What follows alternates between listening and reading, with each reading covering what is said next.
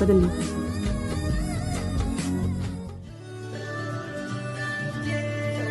మిమ్మల్ని ఎక్కడో చూసినట్టుందండి. నన్న ఏ బ్యాగో పర్సో కొడుతుంటే చూసుంటారులేండి. ఆ? ఆహా, జోక్ చేశా. నవ్వు రాలేదండి. నవ్వురాని జోకులండి. కొంచెం ఓవర్ అయినట్టుంది.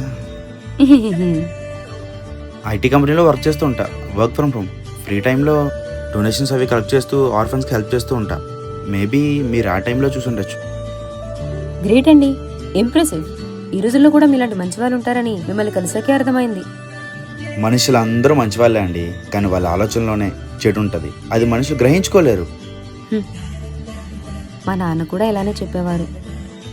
అవును, మీ సంగతి ఏంటి? మీరు ఎక్కడుంటారు? ఏం చేస్తారు? నాకు అమ్మా నాన్న లేరు. నాకు 10 ఏళ్ల వయసు ఉన్నప్పుడే మా అమ్మా నాన్న చనిపోయారు. నాకు ఒక క్లోజ్ ఫ్రెండ్ కూడా ఉండేవాడు. రీసెంట్గా తను కూడా హెల్త్ ఇష్యూస్ వల్ల చనిపోయాడు.